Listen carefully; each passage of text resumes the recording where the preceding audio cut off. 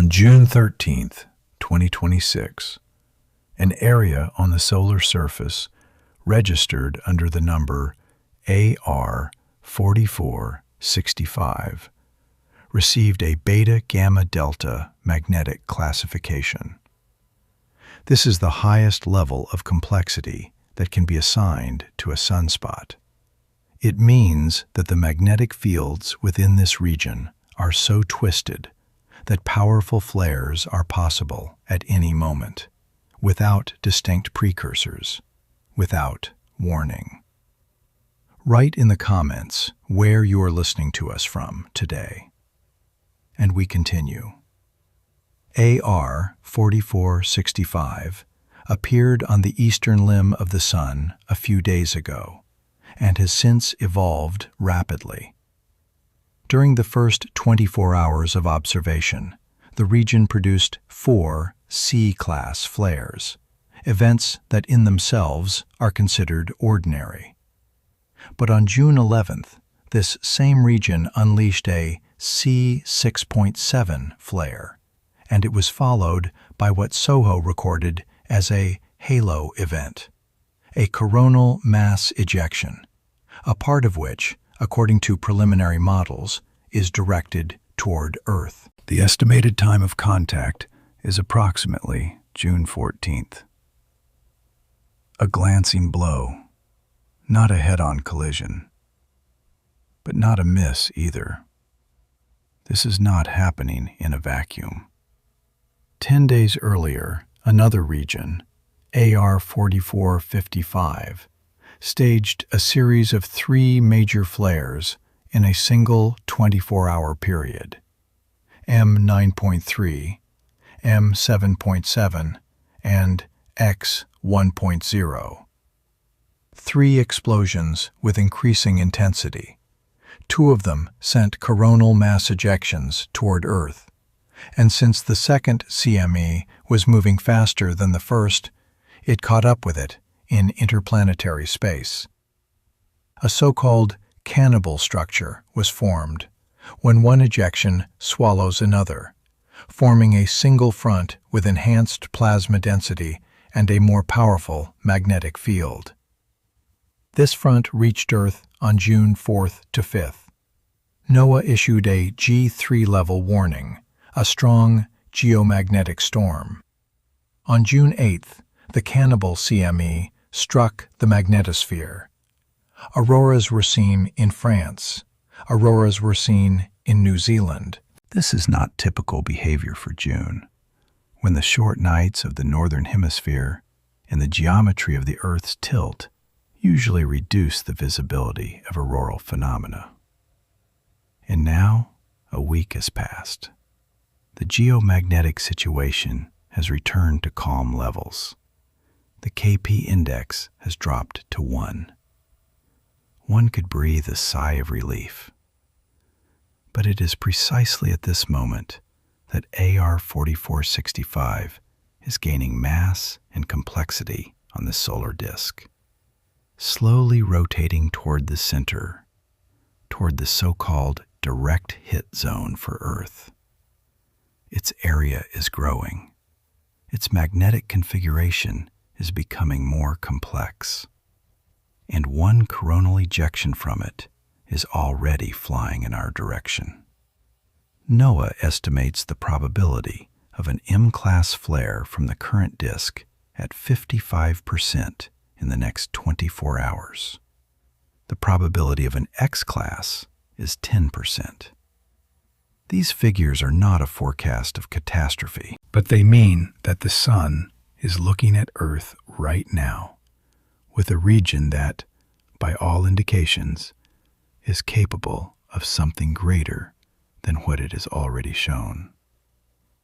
And all this is happening against the background of a process that few of those who follow solar flares think about.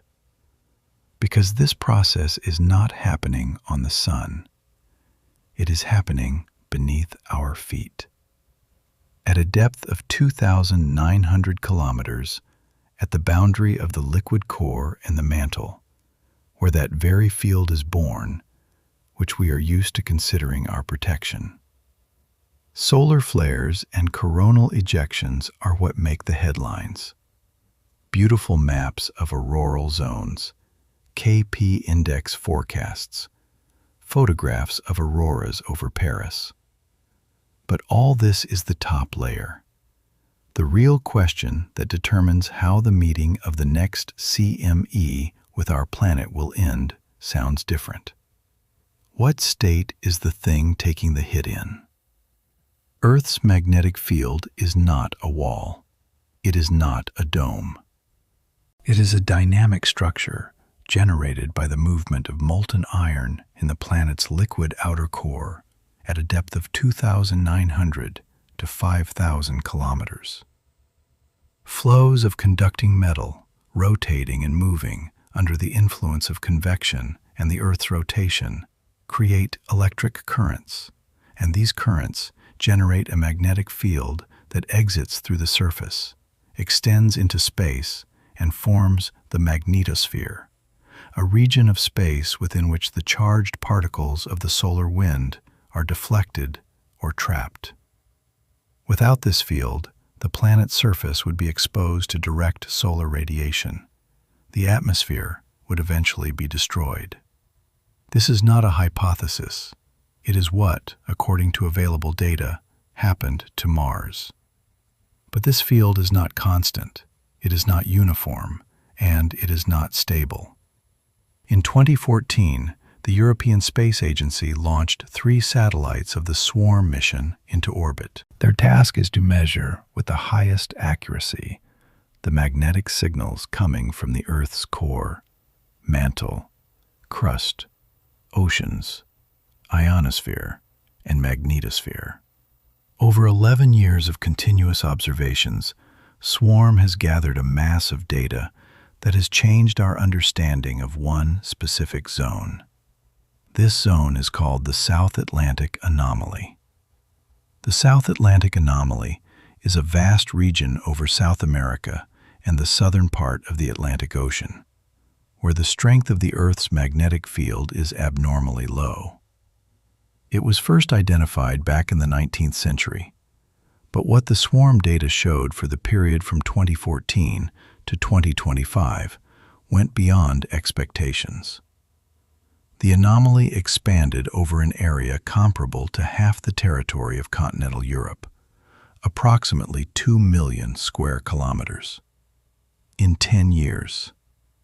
And starting from 2020, the rate of field weakening in this region increased. Chris Finley, professor of geomagnetism at the Technical University of Denmark, and lead author of a study published in the journal Physics of the Earth and Planetary Interiors, put it this way: the anomaly is not a single block. It changes differently in different parts. In the African region, the weakening is more intense than near South America. Something special is happening precisely in this zone. This something special is related to processes at the core mantle boundary, where the magnetic field lines should exit the core in the southern hemisphere. SWARM detected areas where the field behaves in reverse. Instead of going outward, it returns back into the core. These structures are called reverse magnetic patches, and one of them is currently drifting westward toward Africa. When a coronal mass ejection reaches the magnetosphere, it is the field strength that determines how deeply the solar plasma can penetrate. In the zone of the South Atlantic Anomaly, the shield is already thinner than anywhere else on the planet. And this shield continues to thin.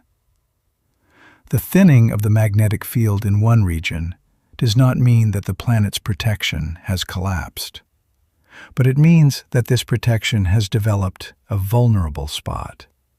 And to understand why this is important right now, we need to understand how solar plasma interacts with the magnetosphere at the level of physics.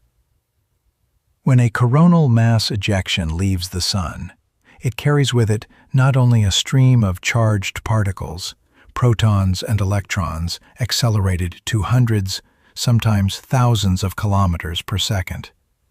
It carries its own magnetic field. This field is frozen into the plasma. It moves with it as part of a single structure. And it is the orientation of this field upon contact with Earth's magnetosphere that determines how severe the consequences will be. The key parameter is called the BZ component, the vertical component of the interplanetary magnetic field. If BZ is directed northward, that is, coincides with the direction of Earth's magnetic field, the plasma is largely deflected. The magnetosphere works as a shield. The blow is cushioned. But if BZ is directed southward, against the Earth's field, a process called magnetic reconnection occurs. The field lines of the two fields, Earth's and solar, connect, and the magnetosphere effectively opens up. The solar plasma gains direct access to the inner regions of Earth's magnetic field. This is precisely why forecasting geomagnetic storms is so difficult. The speed, density, and direction of a CME can be roughly modeled using data from the SOHO and Stereo A coronagraphs. But the orientation of the BZ component can only be measured when the ejection reaches the Lagrangian point L1, approximately 1.5 million kilometers from Earth, where the Discover and ACE satellites are located. This gives 15 to 60 minutes of warning, not hours, minutes. On June 3rd, when the cannibal CME from AR 4455 was heading toward Earth, models predicted G3 level storm conditions. But the final result depended on exactly how the magnetic field inside the ejection would turn at the moment of contact. That time, BZ went south, and the magnetosphere opened up. Auroras descended to the latitudes of France and New Zealand. The KP index rose to 7. Now a new ejection is moving toward Earth from AR 4465. It is weaker. A glancing contact is forecast. But AR 4465 continues to rotate toward the center of the solar disk, and its beta-gamma delta configuration means that the next flare could be significantly more powerful, and it will occur from a position that is geometrically ideal for a direct hit on Earth. At the same time, NOAA forecasters work with probabilities, not guarantees. No agency has currently issued a warning higher than G1 to G2 for the next 24 hours. Monitoring continues. Data are updated every few hours. But there is one factor that makes the situation different from most similar episodes. And this factor is not related to what is happening on the Sun. It is related to what is happening inside the Earth, with those very reverse magnetic patches that SWARM has been tracking for 11 years now. Reverse magnetic patches are not cracks in the usual sense. These are regions at the core mantle boundary where the direction of the magnetic flux is inverted relative to what should be observed in a given hemisphere. And their behavior over the past decade raises questions to which geophysicists do not yet have definitive answers. Under normal conditions, magnetic field lines emerge from the core in the southern hemisphere, loop around the planet, and return back in the northern hemisphere. This is the basic structure of a geomagnetic dipole, the very architecture that creates the magnetosphere and deflects the solar wind. But under the South Atlantic, SWARM recorded areas where this order is disrupted. The field, instead of going outward, turns around and goes back into the core. This means that at these points, the magnetic field at the surface weakens because part of the flux that should have formed the outer shield closes inward. 11 years of data have shown that one of these patches is drifting westward toward the coast of Africa. It is this patch, according to Finley's research group, that is causing the accelerated weakening of the field in the eastern part of the anomaly. And it is because of it that the South Atlantic anomaly has ceased to be a simple oval zone of reduced intensity. By 2020, observers recorded that the anomaly had begun to split, with two separate centers forming from a single minimum. Two cores of weakness instead of one. For satellites passing through this zone, the consequences are already real. The South Atlantic anomaly is an area where the Van Allen belts, rings of charged particles trapped by Earth's magnetic field, dip closer to the surface. Satellites in low orbits crossing this section are exposed to increased doses of radiation. Onboard computers experience glitches. Sensors record anomalous readings. In individual cases, temporary system shutdowns occur. Operators of satellite constellations, Starlink, OneWeb, meteorological and navigation spacecraft know about this zone and take it into account when planning missions. But the zone is growing, and its boundaries are shifting. In January 2026, the GOES-19 meteorological geostationary satellite recorded sensor anomalies and required a system reboot against the background of a geomagnetic disturbance. Operators of low-orbit constellations activated special protective modes. Starlink and OneWeb users in high latitudes reported brief communication disruptions. The networks as a whole held up. But the question that should be asked is not, did they withstand it this time, but what will happen when a stream of plasma from a flare that turns out to be neither C-class nor M-class passes through the weakened zone? The swarm study, published in Physics of the Earth and Planetary Interiors, found no signs of an impending magnetic pole reversal. The last such reversal occurred 780,000 years ago, and according to current data, nothing indicates a repetition in the foreseeable future. But between a complete reversal and a stable field, there is a wide spectrum of states. Local weakening, patch migration, splitting of minima. All these are processes that occur on timescales of decades and centuries, and they are happening right now, simultaneously with the Sun passing through one of its most active phases in the last 20 years. Solar cycle 25 turned out to be not what was expected, and the scale of this discrepancy between forecast and reality is itself part of the story. In 2019, an international panel of experts convened by NOAA, NASA, and ICES published a consensus forecast. Cycle 25 would be average in intensity, similar to the previous 24th. The peak was expected in July 2025, with a maximum smoothed sunspot number of around 115. This forecast was based on nearly 50 different models, physical, statistical, and based on machine learning. The Sun followed none of them. In August 2024, the daily sunspot number reached a value of at least 299, according to the official assessment of the Royal Observatory of Belgium. SWPC's unofficial estimate on the same day was 337. Such figures had not been observed since March 2001. A cycle that was supposed to be average showed peak values twice as high as the forecast. NOAA revised its forecast in October 2023, raising the expected peak to 137 to 173. But by that point, reality had already overtaken this adjusted forecast as well. The solar maximum was officially declared in October 2024.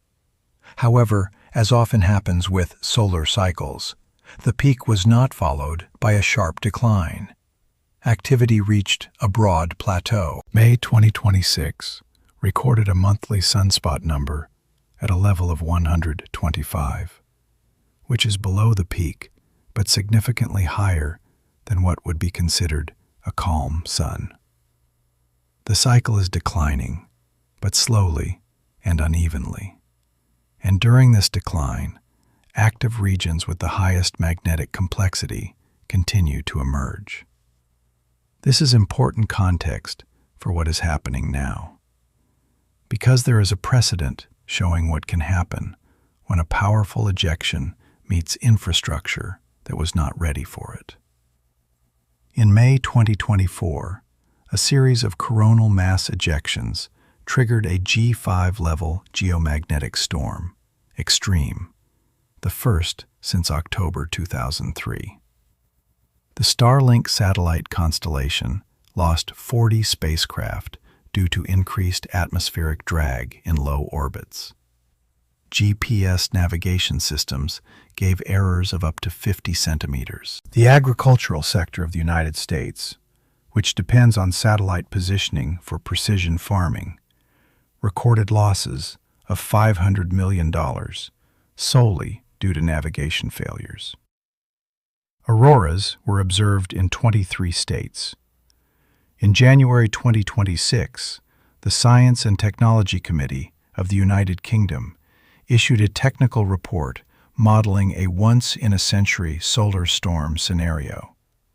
Its conclusions concerned possible satellite shutdowns, disruptions to power grids, and the loss of navigation systems for a period ranging from several hours to several days.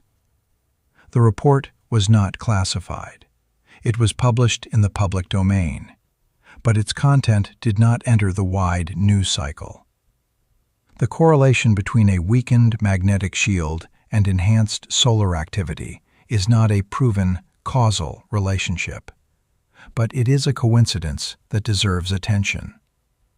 A coincidence is not a mechanism. But in geophysics, coincidences sometimes point to windows of vulnerability that individually would not cause concern, but together form a configuration that is worth looking at more closely. And one detail in the current situation deserves separate analysis, because it shows how thin the line can be between a routine event and a systemic failure.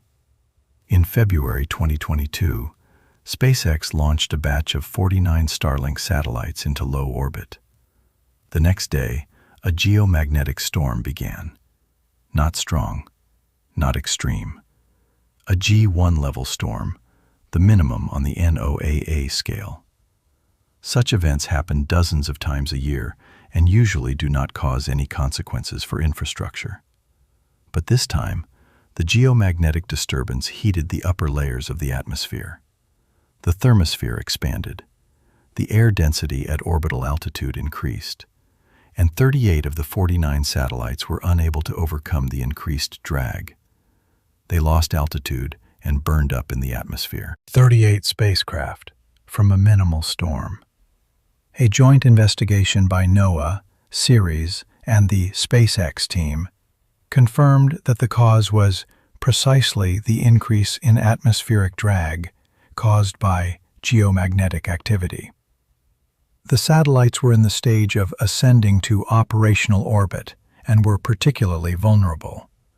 But the fact itself remains: the scale of the losses did not match the scale of the event. And this raised a question that has since been discussed in the industry. If a G1 is capable of destroying a group of satellites under an unfortunate combination of circumstances, what will a G4 or G5 do at the moment when thousands of spacecraft are in orbit? As of June 2026, several mega-constellations are operating in near-Earth space: Starlink, OneWeb, as well as military, meteorological, and navigation systems. The total number of active satellites in low orbits is numbered in the thousands. Each of them depends on the stability of the upper atmosphere and on the predictability of the magnetic field. Each of them passes through the South Atlantic anomaly several times a day, receiving increased doses of radiation in the process.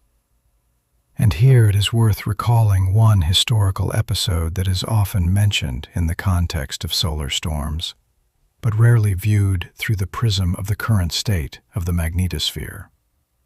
In 1859, an event occurred known as the Carrington event, the most powerful recorded geomagnetic storm in the history of observations. Telegraph systems worldwide failed. Operators received electric shocks. Auroras were seen in Colombia and Hawaii. In 1859, global infrastructure consisted of telegraph wires. Today, it consists of satellites, power grids, undersea cables, and navigation systems on which aviation, maritime shipping, agriculture, and financial markets depend. A Carrington-level event is not impossible. It is statistically expected. The only question is when. And what state Earth's magnetic shield will be in at the moment it happens. No one knows exactly what state the magnetosphere will be in 10, 20, or 50 years from now. But we have a snapshot of the current moment, and this snapshot captures a configuration in which several independent processes have coincided in time. None of them is a catastrophe, but their simultaneity creates a picture that is worth considering as a whole. The first process is solar. Cycle 25 has passed its peak, but has not died down. Activity remains at a level that a year and a half ago, experts considered impossible for this cycle. Right now on the solar disk is an area with the highest magnetic classification, and it is rotating toward a geo-effective position, toward the point from which any ejection will be directed straight at Earth. One ejection from it is already on the way. A glancing contact is forecast. But if AR 4465 produces a new, more powerful flare from a central position on the disk in the next 2 to 3 days, the trajectory of the ejection will be different, not glancing, direct. The second process is internal. Earth's magnetic field, generated by the convection of liquid metal in the core, is weakening in a specific region with an acceleration recorded by satellites. Reverse magnetic patches at the core mantle boundary are drifting. The South Atlantic anomaly is splitting into 2 centers. The area of the zone of reduced intensity has grown by 2 million square kilometers in a decade. These changes are occurring on timescales that for geology are considered fast. For human infrastructure, barely noticeable. But they are cumulative, and they do not stop. The third process is technological. The number of satellites in low orbits over the past 5 years has grown exponentially. The dependence of global infrastructure on space systems, navigation, communications, meteorology, precise time, has reached a level where a failure in the space segment translates to the surface within minutes. February 22 showed that even a minimal storm can destroy a group of spacecraft. May 24 showed that an extreme storm creates navigation errors that cost hundreds of millions.